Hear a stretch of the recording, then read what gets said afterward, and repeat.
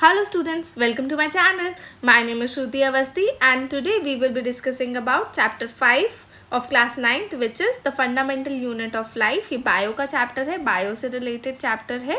सो हम एक केमिस्ट्री का चैप्टर कर चुके हैं, अब हम एक बायो का चैप्टर करेंगे. ओके, सो इसमें इसके बाद हम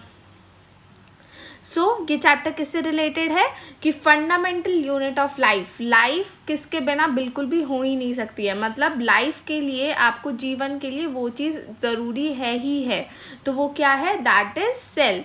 ठीक है, जो हमारे बॉडी पार्ट्स बनते हैं, हमारे ऑर्गन्स बनते हैं, टिश्यूज़ बनते हैं, वो भी किसकी वजह से, किससे बनते हैं? वो सेल से. पहले सेल आता है, फिर ग्रुप ऑफ सेल्स मिलकर टिश्यू बनाते हैं और फिर आगे आगे आगे पूरा प्रोसेस होकर पूरी बॉडी बन जाती है. राइट. सो हम इसके बारे में हम थोड़ा डिटेल में डिस्कशन करेंगे. सो अब हम देख लेते हैं कि आज हम कौन कौन से टॉपिक्स को डिस्कस करने वाले हैं.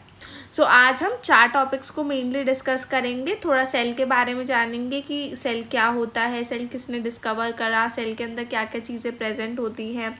फिर सेल ऑर्गेनेली के बारे में देखेंगे और टाइप्स ऑफ सेल्स के बारे में पढ़ेंगे कि कितने टाइप के सेल्स होते हैं, उसमें क्या प्रेजेंट होता है, क्या डिफरेंस होता है अगर कोई 2 टाइप के सेल्स होते हैं तो, और जो सेल है वो किससे बना हुआ होता है.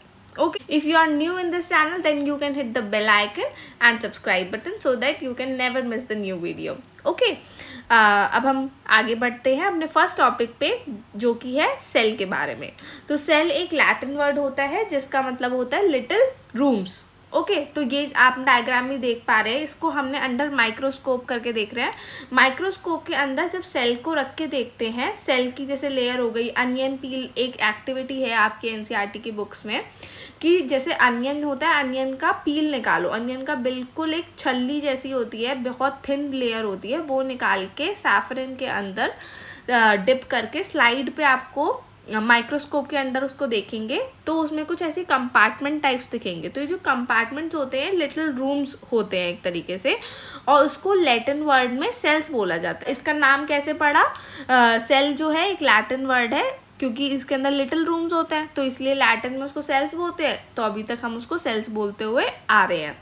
ओके, जो सेल है वो किसने सबसे पहले डिस्कवर किया था? रॉबर्ट हुक ने.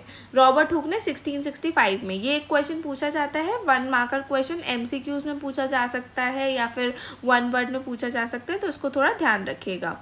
नेक्स्ट पॉइंट पे आते हैं कि रॉबर्ट हुक जो है उसने कैसे निकाला ये जो सेल था, ये उसे पता कैसे चला कि ये सेल्स होते हैं, इसी से बनती हैं चीज़ें. उसने क्या करा, उसने कॉर्क लिया. कॉर्क क्या होता है? जैसे जो ट्री है उसकी जो बार्क होती है, ठीक है, मतलब जो छाल होती है पेड़ की, उसने वो ली और उसने उसको माइक्रोस्कोप के अंदर रख के देखा तो उसे जैसे मधुमक्खी के छत्ते के जैसे रूम्स होते हैं, मधुमक्खी के छत्ते में देखा होगा आपने, छोटे छोटे कंपार्टमेंट्स होते हैं, रूम्स होते हैं जिसमें वो हनी को फिल करती है ना.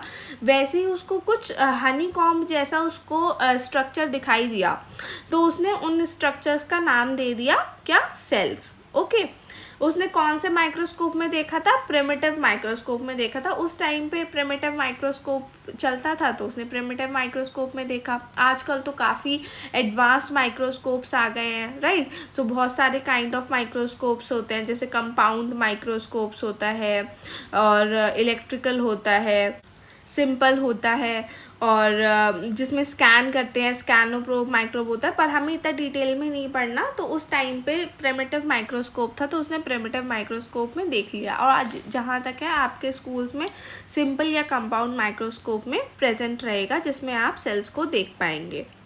ओके, अब नेक्स्ट पॉइंट पे आते हैं कि the use of cell is to describe these units is being use till the day in biology. और अभी तक हम सेल ही वर्ड यूज़ करते हैं ये इस चीज़ को डिफ़ाइन करने के लिए, इस यूनिट्स को डिफ़ाइन करने के लिए अभी तक हम सेल वर्ड का ही यूज़ करते हैं.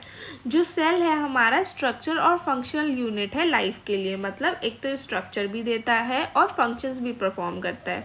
अब जैसे हमारी बॉडी का ही ले लीजिए एग्जाम्पल. हमारी बॉडी के अंदर हार्ट है तो हार्ट हमारा जो ब्लड है उसको पंप करता है, वहाँ पे different types of cells present है. हमारा स्टमक है, स्टमक में different type of cells present है. लिवर है, लिवर में different types of cells present है जो कि अपना अपना स्पेसिफिक फंक्शन परफॉर्म कर रहे हैं, राइट. सो जो सेल है वो स्ट्रक्चर और फंक्शन यूनिट है लाइफ के लिए.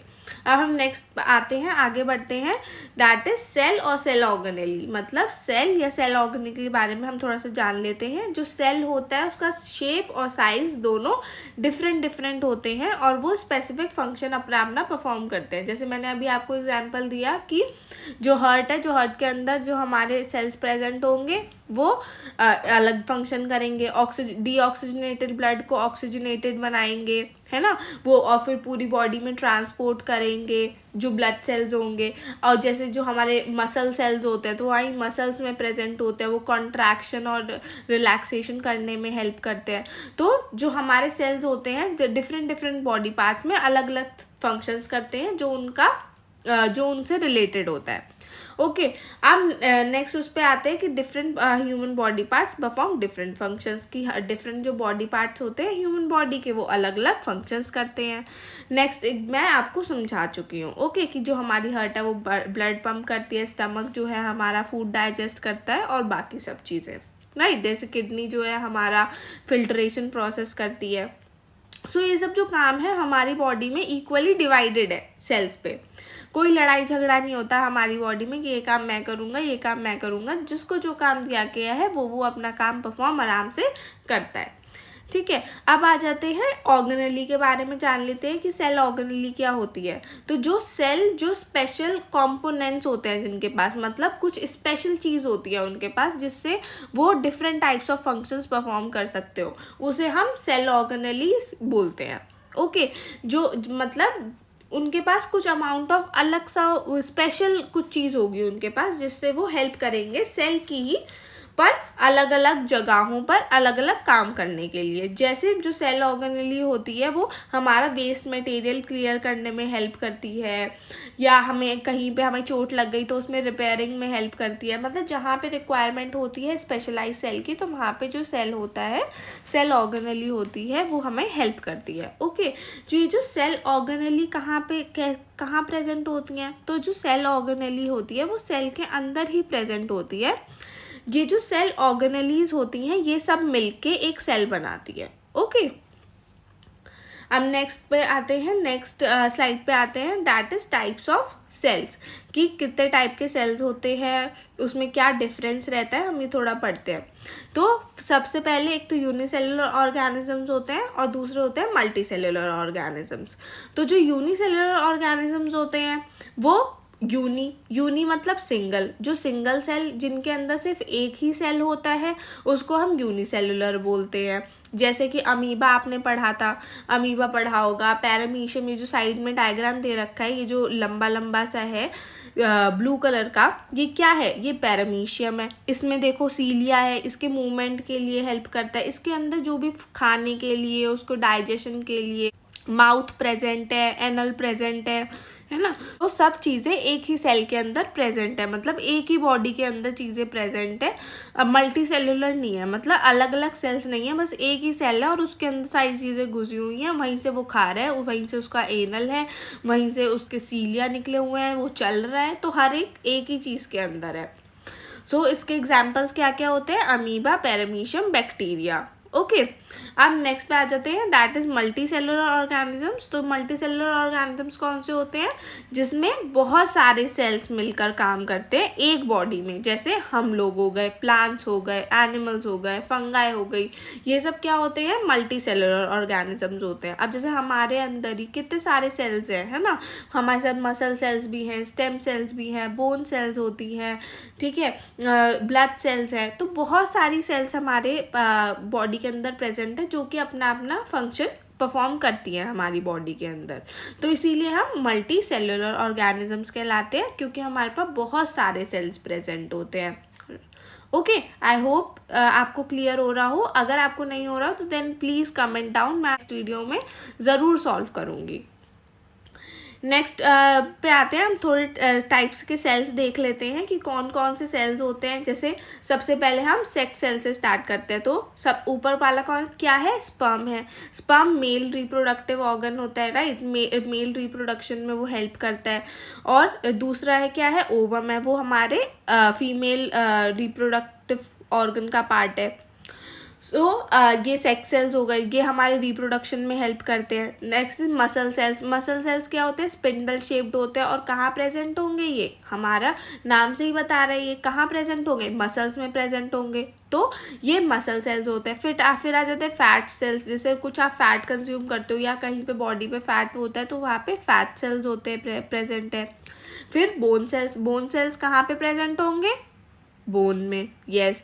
फिर ब्लड सेल्स। ब्लड सेल्स कहाँ प्रेजेंट होंगे? ब्लड में, राइट। अब जो ब्लड सेल्स होते हैं वो 2 टाइप के होते हैं, red blood cells and white blood cells. तो अलग अलग टाइप के सेल्स हैं। वाइट ब्लड सेल्स क्या है? आपके इन्फेक्शन से, आपके डिजीजेस से उनसे लड़ते हैं ताकि आपकी बॉडी में कोई बीमारी ना हो। और जो रेड ब्लड सेल्स हैं वो क्या करते हैं? वो ऑक्सीजनेटेड ब्लड को हमारे पूरे बॉडी में ट्रांसपोर्ट करते हैं, राइट।